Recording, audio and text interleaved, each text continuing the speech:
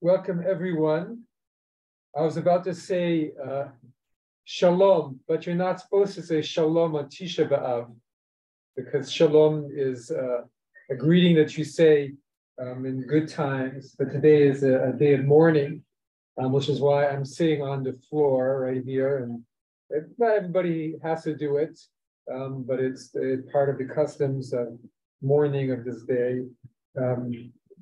And Tisha B'Av is a day when both temples happen to be destroyed on the same day, and as well as many other Jewish calamities through the ages all happen on the same day.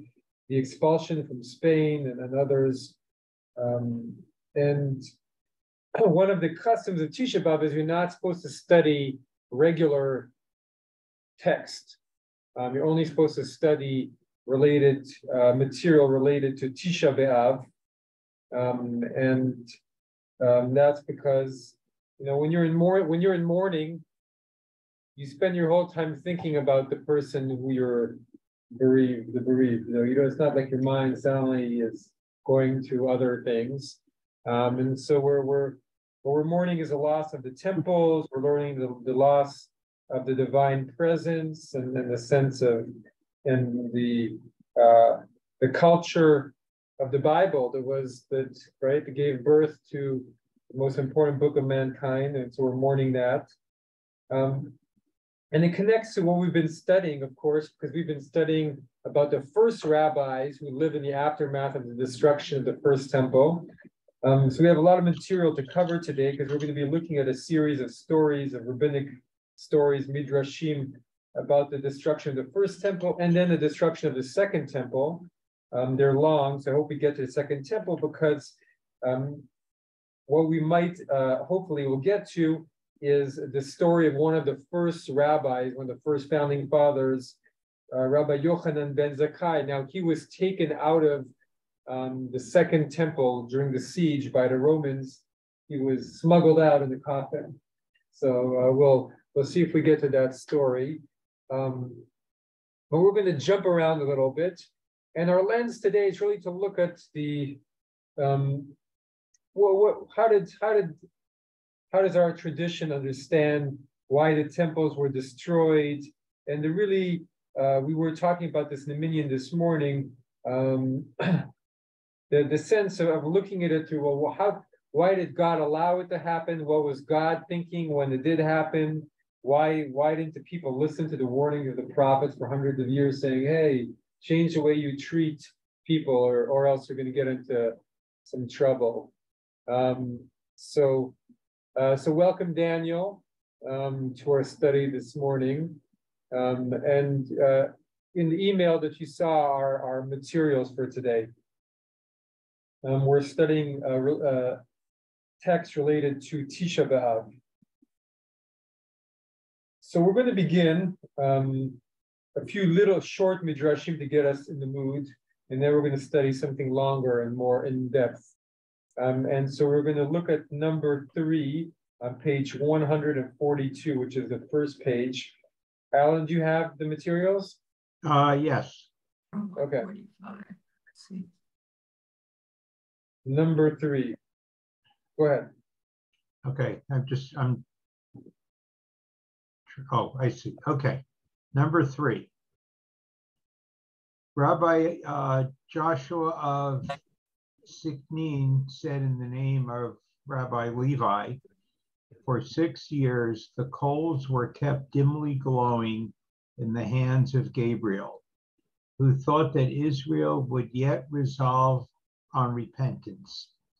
When they failed to repent, he in his wrath wanted to fling the coals at the people. But the Holy One called out to him, Gabriel, Gabriel, go easy, go easy. There are people among them who practice charity toward one another. So, beautiful midrash, right? Curious to hear what other people get out of it. I just want to bring this as an appetizer to what we're going to be studying, to set the tone. But this is, It go ahead. it hits on actually something that I was thinking of this morning when we were reading Eicha, and that is in other stories in the Torah, we get instances where, God wants to destroy everybody or everything, but somehow he comes, or someone convinces God to spare the people because there are a small number of righteous, or doesn't destroy everything but spares Noah and his family and says, you're going to repopulate the world after the flood. But in what we read today and last night at services, there wasn't any of that. It was destruction. God said, I'm gonna destroy everything, and he did. And at least from what I remember, there wasn't even anybody pleading with him not to do that because there were a small number of righteous. Thank you. I think that's spot on. That the Midrash is continuing that idea and it has that same question. So it's putting in Gabriel. It's kind of saying it could have been even worse. You think it was bad, but it could have been even worse. You could have had hot coals flung at you from the heavens, but you didn't have that. Not sure if that's a consolation, but it takes us into the theological discussion about about the destruction. Anybody else have any comments before we move on? Okay. So I do want to move on to the next page, and Alan, if you don't mind reading number 10 as well. Okay. The glory of the world. The glory of the Lord went forth from off the threshold of the house. Rabbi Aha said, God was like a king who was leaving his palace in anger. Nevertheless, as he was leaving, he turned back, embraced and kissed the walls of the palace, and the pillars of the palace wept and said, farewell, my palace, farewell, my royal residence, farewell, my cherished home, farewell, farewell henceforth. So too, as the presence was departing from the temple, it turned back, embraced and kissed the walls of the temple and the columns of the temple, wept and said, farewell, my sanctuary, farewell, my royal residence, farewell, my cherished home, farewell, farewell henceforth. God, because we have this, maybe the most central idea of Tisha B'Av is not just that the temple was a great place to worship and was beautiful, but that God's presence was living there. When the temple was destroyed, a certain level of immediacy of feeling God left. And you read the Torah, and God talks to people, and God is present in people's lives. And that's not our experience so much of God right now, in the same way. If God talks to you now, then people think you're crazy. But you read the Torah, this is our internal understanding, is that there was something about biblical time when God's presence was more immediate, and that's due to the temple, not just due to the temple, but let's say the temple was part of the symbol that God was able to dwell more immediately among the people, and that we became spiritually impoverished, even when the temple was destroyed, which is a central idea of Judaism. And so in the God's presence, right, the Shekhinah, which we now associate with the feminine presence, left the building. I mean, the Shekhinah in some ways went with us into exile, but in other ways, we're not sure. So this idea about God also being sad. Go ahead. Okay. So the idea of God being sad, of having to leave us as well. Now, we don't tend to think of God in such a personified way. I remember once being at the Western Wall, and next to me was a young yeshiva guy speaking in French, and he was saying, "Oh, poor God, he doesn't have a house. Poor God, he doesn't have a house." And I thought, well, that's not exactly how I see God, but he's got a whole house. the whole world, yeah. But he was saying something that maybe has been lost a little bit in our modern way of looking at it, that God is everywhere for sure, but there was this idea there's some places where God's presence can be felt more, and so the temple was a place where God's presence could be felt tremendously more, and that was lost, half. In some ways, a lot of the Talmud is one dirge about the loss of the temple and what it means to live without it. Okay, anybody have any thoughts or comments? I didn't. Does this strike you in any way unusual? Anybody have a comment? We're entering into a Tisha conversation. Go ahead.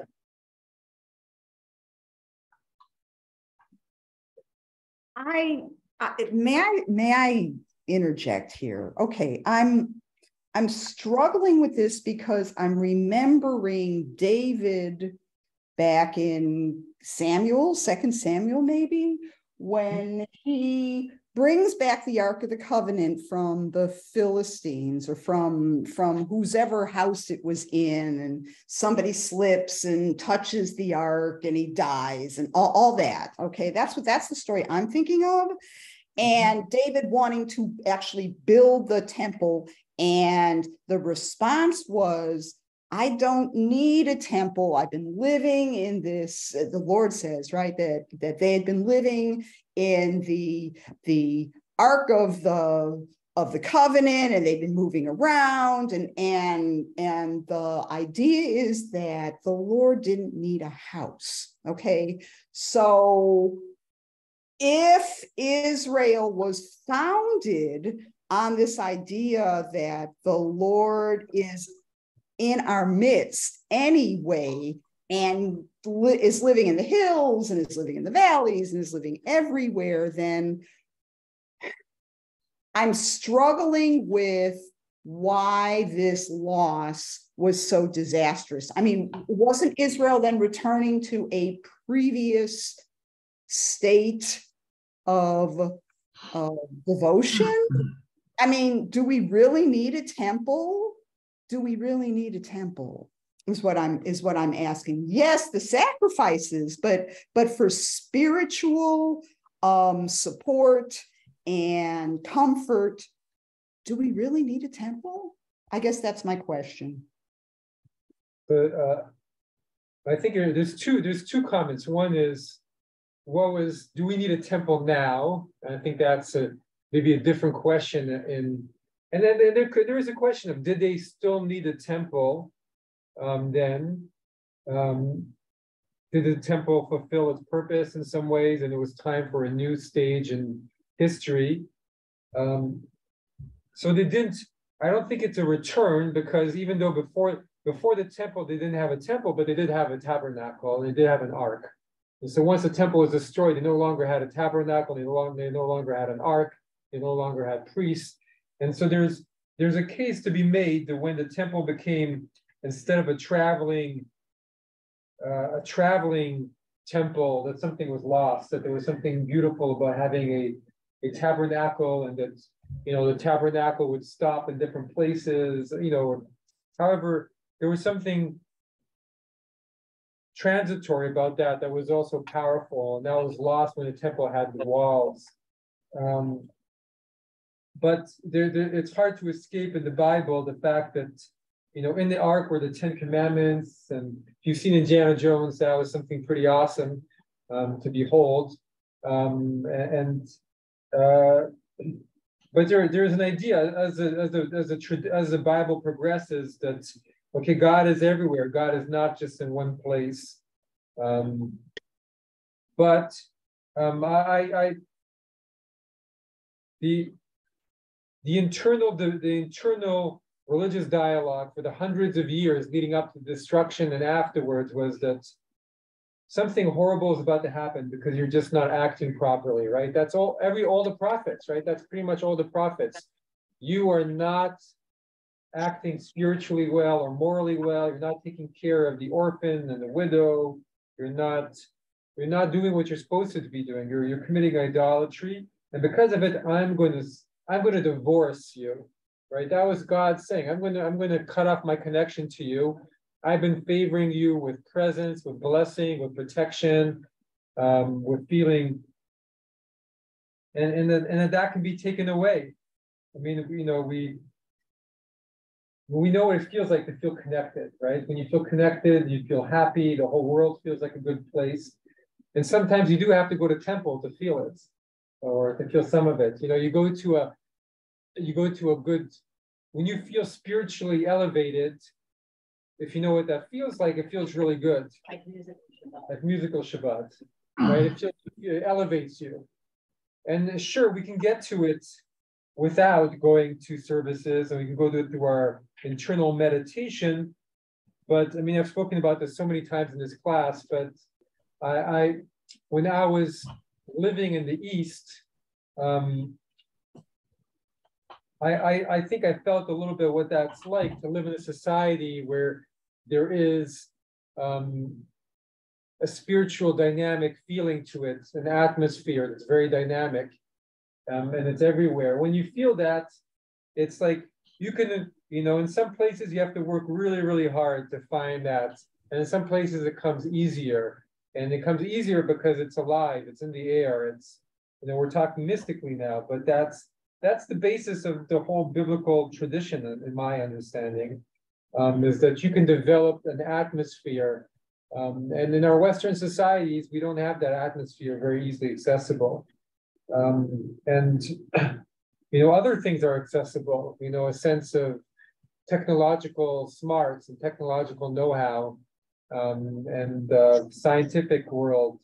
We spend 12 years educating our kids in being clued into the scientific way of thinking and being. We don't spend that much effort educating our children to be clued into a spiritual way of being. I'm not saying that we should change that at this moment, but it shows you where our minds and consciousnesses are at. And so, when you live in a society where there's a lot more spirit alive, you get other benefits.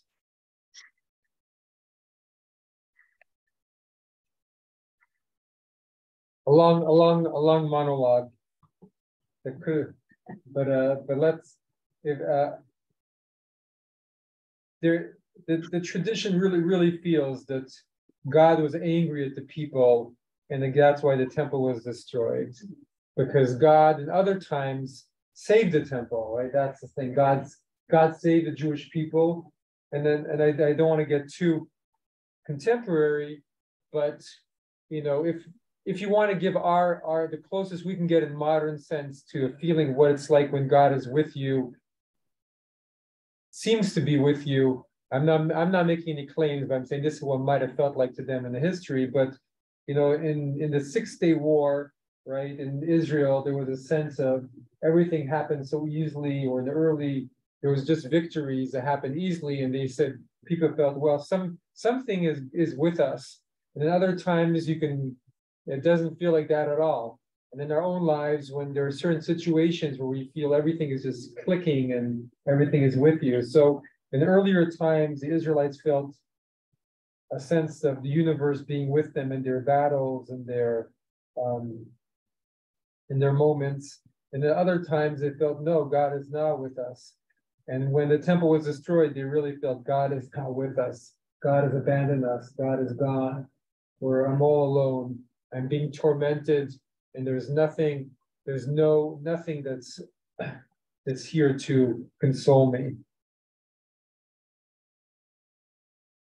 All right, let's move on to page 146, mourning by the fathers. Someone like to read? I'll read if it's all right. All right, thank you, Phil. Mourning by the fathers, is that right? That's right. Okay. When the temple was destroyed, Abraham came weeping before the Holy One, plucking his beard, pulling out the hair of his head, striking his face, rending his garments. With ashes on his head, he kept walking about the site of the temple, lamenting and crying until finally he spoke up to the Holy One. Why am I dealt with differently than the forebear of any other nation or tongue, in that I am brought to such shame and humiliation? When the ministering angels saw him, they arranged themselves in row upon row like mourners and composed the dirge. The highways are desolate, wayfarers have ceased. The highways you provided for Jerusalem, on which wayfarers were not to cease. How desolate they have become. The roads on which Israel came and went during festivals, how deserted they are. The Holy One frowned upon the ministering angels and asked, why did you arrange yourselves in row upon row like mourners, composing a dirge about the just punishment of Israel? They replied, Master of the universe, for the sake of Abraham, your friend who loves you, he came to your house lamenting and weeping. Why did you not respond to him? He replied, ever since my friend departed from my presence to his eternal abode, he came not to my house. But now, why should my beloved be in my house? Then Abraham spoke up again to the Holy One, Master of the universe, why did you exile my children and turn them over to heathen nations, who put them to death in all kinds of unnatural ways and destroyed the temple on whose site I once brought my son Isaac as a burnt offering before you? The Holy One replied, your children sinned and transgressed against the entire Torah and against the 22 letters in which it is written. Abraham spoke further to the Holy One, Master of the universe, who will testify against them, against Israel, that they have indeed transgressed your Torah? God, let the Torah herself come and testify against them, against Israel. Should I go on? Let's go on a little bit, sure. At once the Torah came to testify against Israel. But Abraham said to her, my daughter, have you come to testify against Israel, that they transgressed your commandments? Have you no shame in my presence? Remember the day when the Holy One went around with you to every nation and tongue, and not one of them would have you until my children came to Mount Sinai and accepted you and honored you. Yet now you come to testify against them in the day of their misfortune. Upon hearing this, the Torah stood aside and gave no testimony against them. Then the Holy One said to Abraham, let the 22 letters of the alphabet come and testify against them, against Israel. At once the 22 letters came. As the Aleph came forward to testify against Israel that they transgressed the Torah, Abraham said to her, Aleph, you who are the first among the letters would testify against Israel in the day of their misfortune? Remember the day the Holy One appeared on Mount Sinai and began the commandments with Anochi, I am the Lord your God. No nation or tongue would have you save only my children. Yet you are here to testify against my children. But I'm sorry. oh, I'm very sorry. Thought I had taken care of it.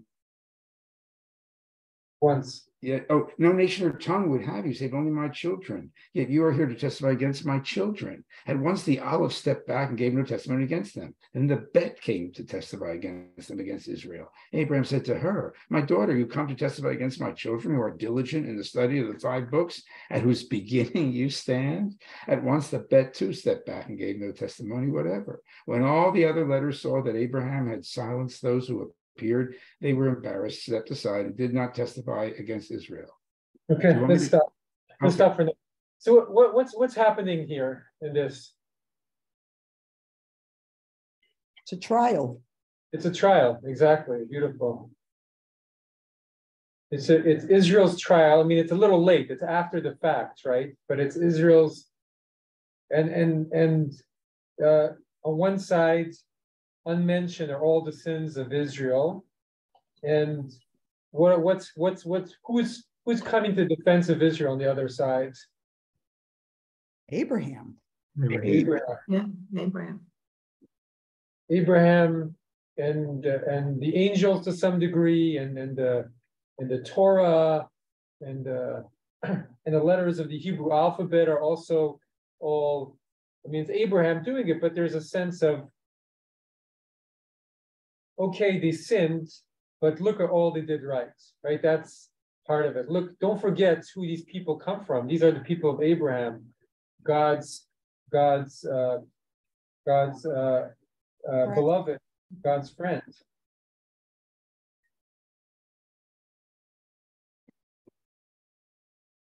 But also, if there's a trial going on, isn't Abraham also trying the covenant as well? I mean, the covenant is a contract. Contracts are argued in courts of law all the time.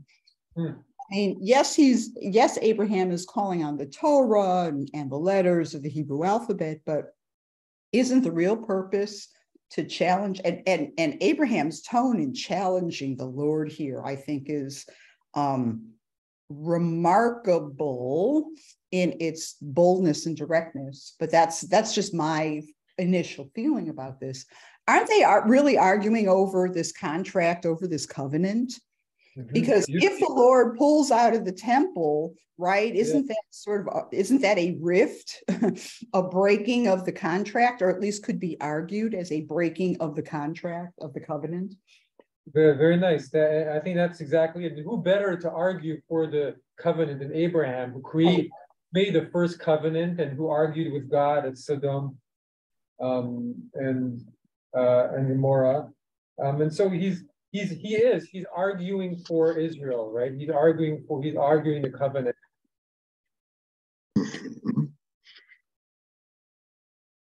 Okay. Let's keep on going. Phil, you got some. You willing to continue? I'm willing if you want me to. Sure. We've just finished with the other letters had then Abraham. The other letters didn't want to be embarrassed by Abraham's command of the texts. Okay. Then Abraham began to speak to the Holy One and said, Master of the universe, when I was already 100 years old, you gave me a son. And when he reached the age of understanding, a mature man of 37, you said to me, bring him as a burnt offering before me. I steeled my heart against him with cruelty and showed no compassion for him. On the contrary, I myself bound him. Will you not remember this on my behalf? And will you not have mercy on my children? Then Isaac began to speak and said, Master of the universe, when my father said to me, God will provide himself the lamb for the burnt offering, my son, I did not balk at what you had to say. I willingly let myself be bound upon the altar and stretched out my neck under the knife. Will you not remember this on my behalf? And will you not have mercy on my children? Next, Jacob began and said, Master of the universe, did I not stay in Laban's house for 20 years? When I left his house and wicked Esau met me and wished to slay my children, I risked my life for them. And now they have been delivered into the hands of their enemies like sheep for slaughter. My children whom I had reared as tenderly as hens' chicks, and for whose sake I suffered the pain of parenting.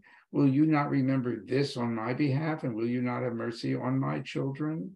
And Moses began and said, Master of the universe, was I not a faithful shepherd of Israel for 40 years, trotting before them like a horse in the wilderness? Yet when the time came for them to enter the land, you decreed for me that my bones were to fall in that wilderness. And now that they are exiled, you send for me to lament and weep over them. It is as the proverb puts it, I have no share in my master's good fortune, but a full share of his misfortune.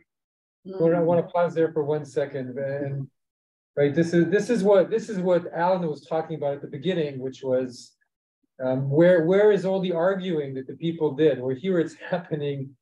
That all the witnesses are being called to testify, to argue with God in very strong way, but they make a good case, right? They make a good case, I think.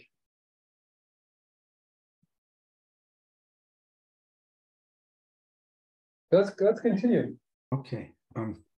Again, stop me at any time, of course. Sure. Without waiting for a reply, Moses said to Jeremiah, "You go before me so that I may lead them back to the land of Israel and see who dares to lay a hand upon them."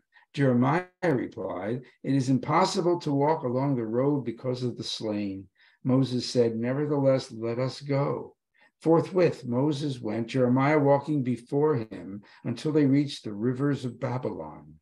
When the exiles saw Moses, one said to the other, "The son of Amram has come up from his grave to deliver us from the hand of our adversaries." But then a divine voice came forth and said, "It is a decree from my presence." At that, Moses said to them, "It is impossible to bring you back now, since the decree has already been issued.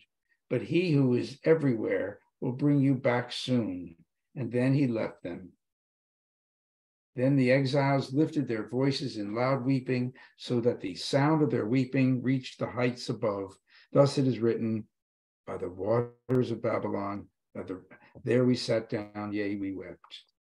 So it's they're bringing all of this together, right? So Moses wants to save his people so badly that he comes back from the dead and wants to go back and try and lead the people back from Babylon to Israel. But God is firm and says, "No, this is a decree."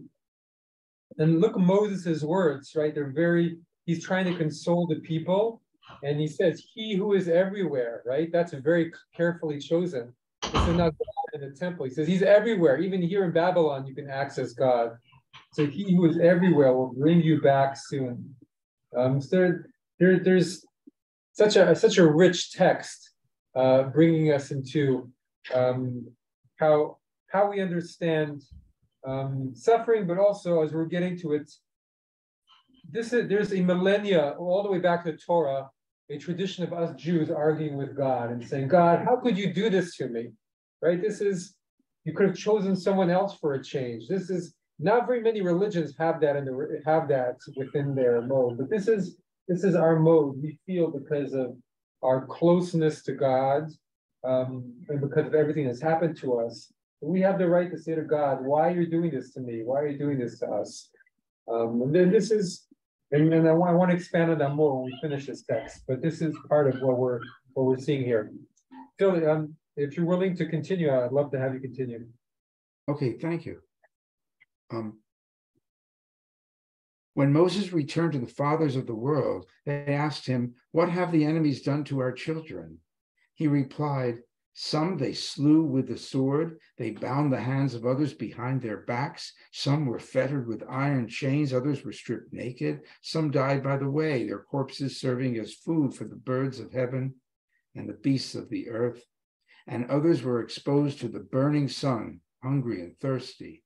At once all the fathers began to weep and utter lamentations. "Woe for what has befallen our children, how you have become like orphans without a father, how you had to sleep at noon during summer without garments or cover, how you were forced to walk over mountains and rocks without shoes, without sandals, how you were made to bear heavy loads of sand, how your hands were bound behind your backs, how you were so parched by thirst that there was no saliva left in your mouths to swallow."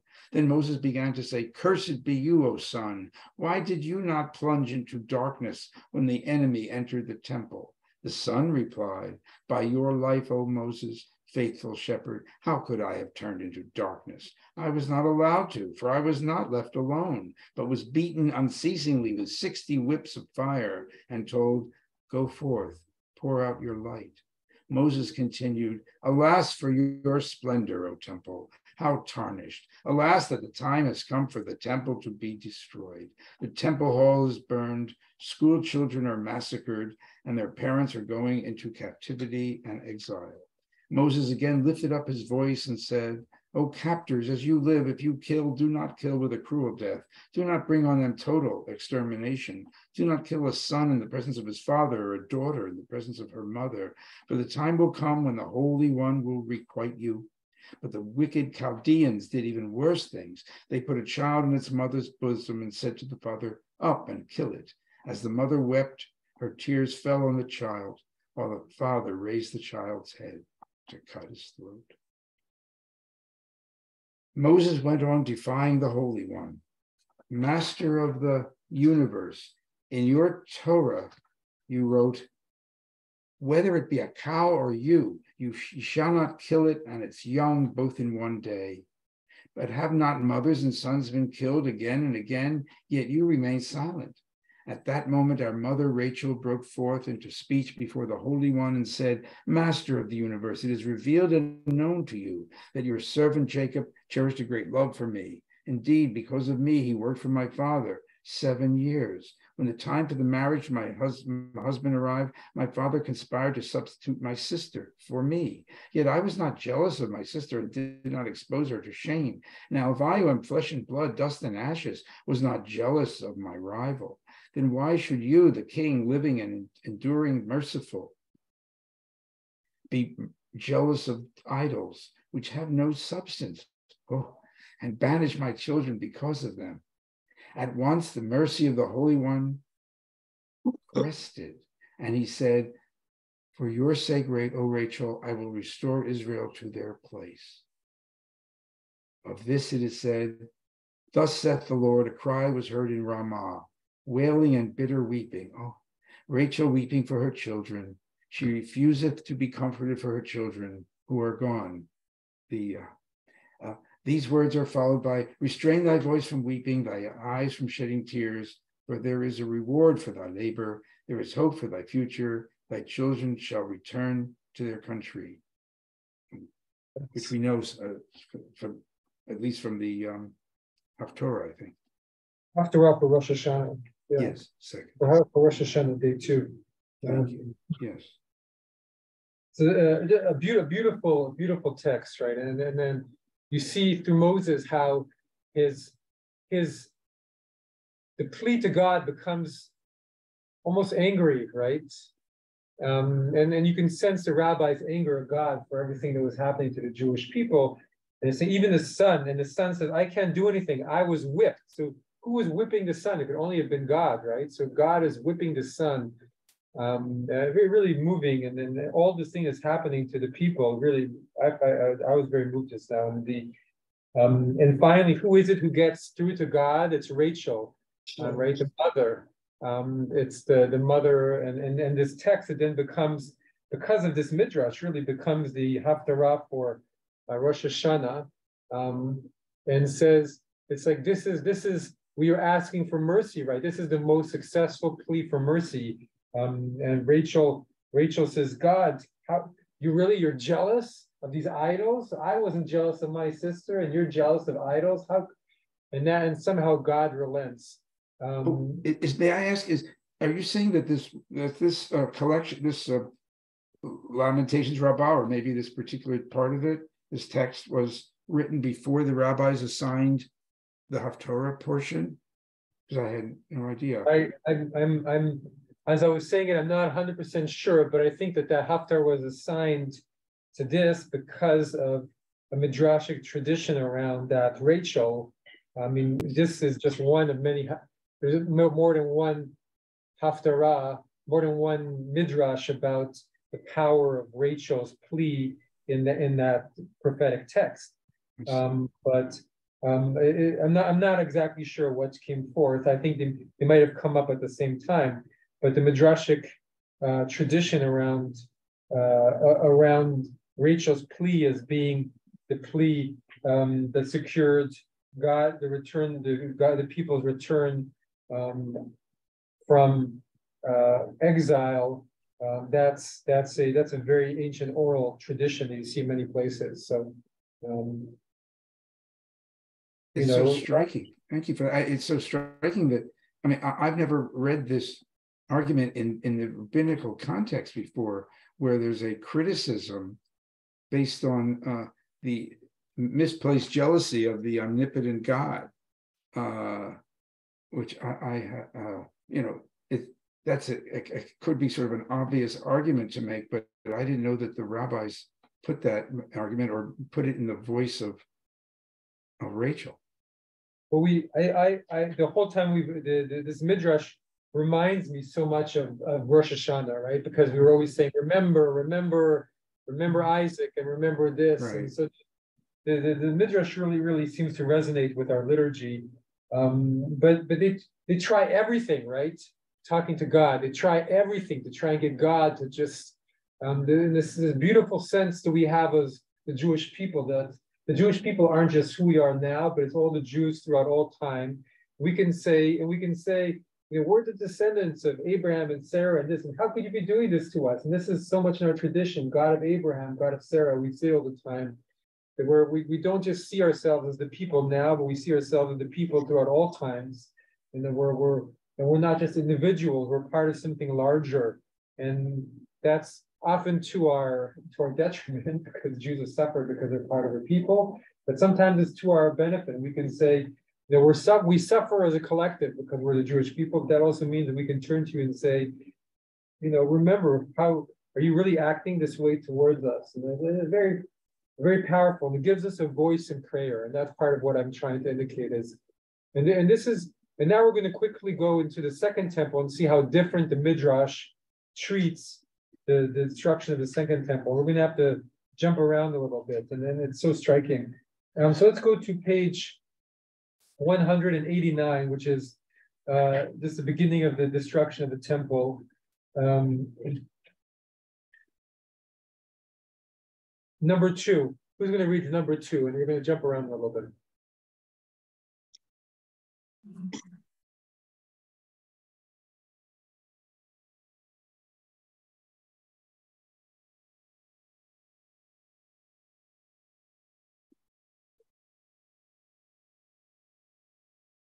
Nobody wants to read. Bill, do you mind continuing? I would go on if you like. So we're in number 2. Page 189, number 2, yeah. Rabbi Yochanan. Okay. Rabbi Yochanan said, what demonstrates the truth of the verse, happy is the man that feareth always, but he that hardeneth his heart shall fall into mischief. The fact that the destruction of Jerusalem came about through a kamsa and a bar kamsa, that the destruction of King's Mountain came about through a cock and a hen, that the destruction of Betar came about through the shaft of a royal litter. The destruction of Jerusalem came about through a kamsa and a bar kamsa in this way. A certain man who had a friend named Kamsa and an enemy named Bar Kamsa once arranged a banquet and said to his servant, go and bring Kamsa. But the servant mistakenly went and brought Bar Kamsa. When the host found his enemy, Bar Kamsa, sitting in his home, he said, you hate me, so what are you doing here? Pick yourself up and get out. Bar Kamsa said, now that I am here, let me stay, and I will pay you for whatever I eat and drink. The host, no. Bar Kamsa, then let me give you half the cost of your banquet. No, sir. I will pay the full cost for your entire banquet under no circumstances. Then the host grabbed Bar Kamsa by his arm, pulled him up from his seat, and threw him out. I've always found that horrifying. The ousted Bar Kamsa said to himself, since the sages sitting there did not stop him, it would seem that what happened met with their approval. So I will go to the king and inform against them. He went and said to Caesar, the Jews are about to rebel against you. Caesar, how can one prove such an accusation? Bar Kamsa, send them an offering for their temple and see whether they will be willing to offer it. So Caesar sent a fine calf with Bar Kamsa. While on the way, Bar Kamsa inflicted a blemish on its upper lip, or some say injured its eye, in a place where we count it as a blemish, but heathens do not. The sages were inclined to offer it in order to maintain peace with the government, but Rabbi Zakkai ben Avkulas protested, people will say that blemished animals may be offered on the altar. Then it was proposed that Bar Kamsa assassinated so that he would not continue to inform against them. Again, Rabbi Zakkai ben Avkulas demurred. Is one who makes a blemish on consecrated animals to be put to death? Rabbi Yochanan was to remark, the scrupulousness of Rabbi Zakkai ben Avkulas, as well as his forbearance, destroyed our holy house, burned our temple hall, and caused us to be exiled from our land. Presently, Nero Caesar. We're going to skip ahead.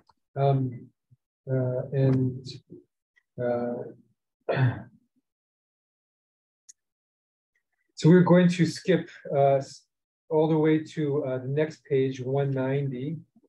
And we're going to go to the very last paragraph when Rabban Yochanan Ben Zakkai, he was the Nasi, he was the head of the Sanhedrin at that time. And the part that we missed is that Caesar attacks and the zealots, but there's enough food in the city to last for 20-something years, 21 years, but the zealots, they burn the food because they want to force the people to fight the Romans, which probably not the smartest move in the world. So we're at the bottom of the first column on page 190 when Rabban Yochanan Ben Zakkai. Shall I go on? Yeah, please go ahead. Okay. When Rabban Yochanan Ben Zakkai went out to walk in the marketplace and saw men of Jerusalem stewing straw and drinking its water, he said to himself, can men who are reduced to cooking straw and drinking its water withstand Vespasian's troops? Matters cannot be remedied unless I go out of the city and attempt to make peace with the Romans. Abba Zakkai ben Batia, head of the Zealots in Jerusalem, was the son of Rabban Yochanan Ben Zakkai, Ben Zakkai's sister. Rabban Yochanan sent word to him, come to visit me in secret. When Abba Zakkai came, Rabban Yochanan asked him, how long will you men continue what you are doing? You are killing all the people by famine. Abba Zakkai replied, what choice have I? If I dare object to them, they will kill me. Rabban Yochanan, devise a scheme for me to leave the city. Perhaps the saving of a few lives may still be possible. Abba Zakkai, we have agreed among ourselves that no man may leave the city except as a corpse. Rabban Yochanan, then have me taken out as a corpse. Abba Zakkai ben Batia, pretend to be ill and let everyone come to visit you. Have something foul-smelling brought and put at your side, so that they will say, Rabban Yochanan is dead. Then let your disciples come and carry the casket with you in it. Make sure that others are not allowed to carry it, so that your body's light weight will not be noticed. It is well known that a living body weighs less than a corpse. Rabban Yochanan acted on Abba Zakkai's advice. He sent for his disciples, Rabbi Eliezer and Rabbi Joshua, and said to them, bestir yourselves, my children, and have me taken out of Jerusalem. Make a coffin for me, and I will lie down in it. Presently, Rabbi Eliezer took hold of the upper part of the coffin, and Rabbi Joshua of its lower part, and they carried it slowly along until the setting of the sun, when they reached the gates of Jerusalem. Some of the Zakkai guards asked, who is this?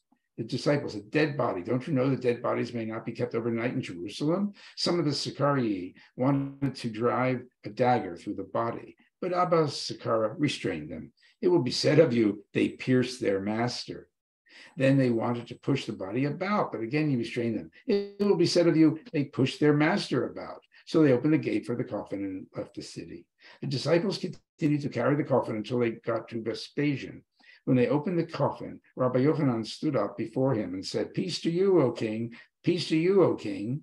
Vespasian replied, your life is forfeit on 2 counts. To begin with, you call me king, and I am not a king. Moreover, if I am a king, why did you not come to me until now?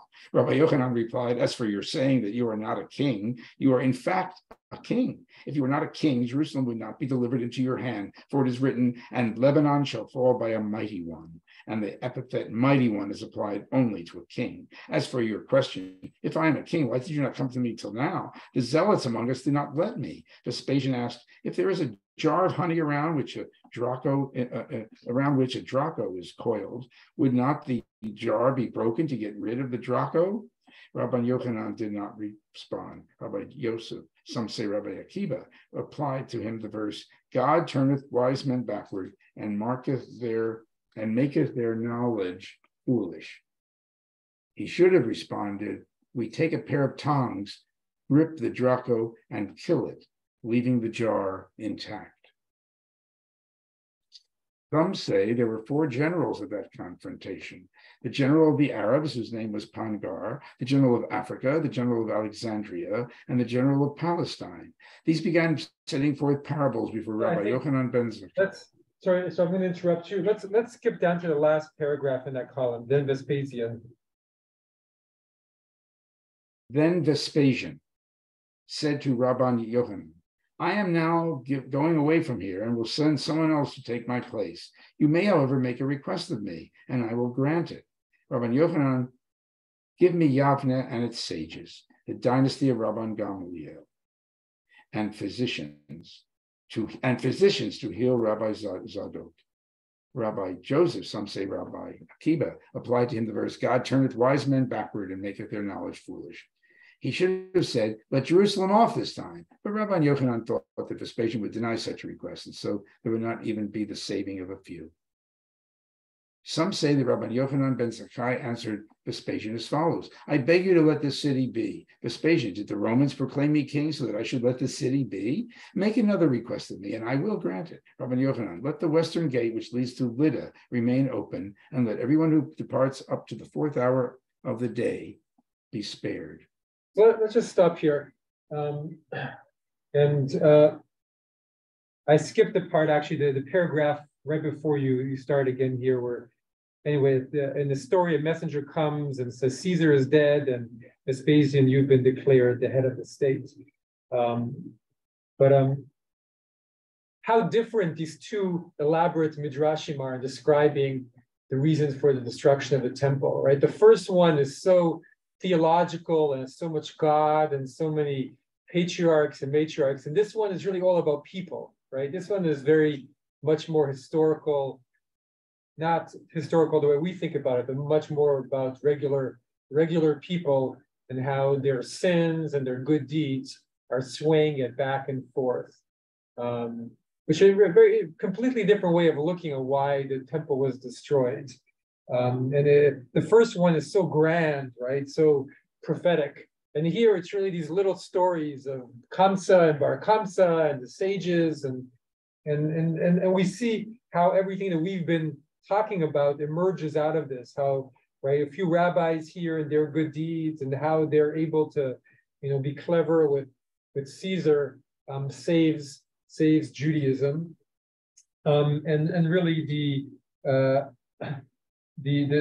thought of Rabbi Yochanan saves Judaism because he says, let me have Yavne and its sages. And that's the moment where Judaism is saved after the after the siege of Jerusalem, because there are rabbis who survive, and he's given permission to make a seminary, to make a rabbinic institution at Yavne, and that's where it begins. Anybody else have any thoughts about the difference of these two, or anything from reading these two midrashim before we conclude? I would just say that I think you're right about the difference, and it's striking that it is even through the clearly legendary material, you see an assessment of people's not only their motives but their judgment or lack of judgment, and how their misjudgments can lead to terrible consequences, quite apart from their moral quality, seems to me. Interesting. The second one feels a lot truer to our understanding of life, where people's foolishness or as well as their lack of unity, and the way we understand history in some ways, there are general situations, but then small acts connect to each other and create a series of events that can lead to catastrophe. And of course, it's debate among the historians whether it's individuals or societies are to blame for historical events and how each one to contribute. But a very different idea. And I wanted to bring both of these to show to some degree this idea of the evolution of how we understand our own history.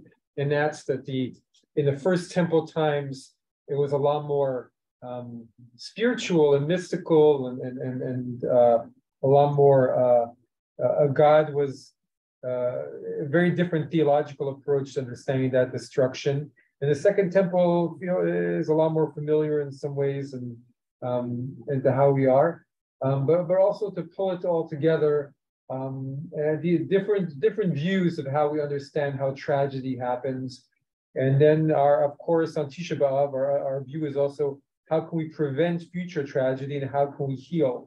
And in this last midrash that we were studying, we see healing, right? Rabbi Yochanan, through his smarts, is able to first convince the head of the zealots to not be as stubborn as he may have been, and see how we can easily imagine how the Kamsa and Bar Kamsa story may have gone differently to prevent that tragedy from happening. So it gives us all room to think about in our own lives how we can also be agents of preventing that type of tragedy from happening by not succumbing to the kind of hatred and stubbornness in our judgment of others and our judgment of a situation that can lead to tragedy. And certainly this is the rabbinic view of being even willing to talk to the enemy, of being willing to compromise as the basis for finding peace in certain situations. So anyway, I wanted to leave us all with that somewhat more uplifting thought, and with the idea that healing is possible, and with the idea that the new beginning comes out of the very tragedy. And right after, in the midst of the tragedy of the siege, we see the new beginning of right out of a coffin, right? A man going out in a coffin is the beginning of the rabbi, right? How powerful is that image? Right out of the coffin, coming out of the siege is the beginning of the whole rabbinic era that we're still living through millennia later. And this idea that in the afternoon of Tisha B'Av, you stop sitting on the floor, you can wear tefillin and talit, and you begin to think about the birth of Mashiach. And so our tradition is Mashiach was born in the Mashiach will be born in the afternoon of Tisha B'Av. And so out of the deepest destruction, rebirth happens. So wishing everybody, those of you who are fasting, an easy fast. And next week will be online only.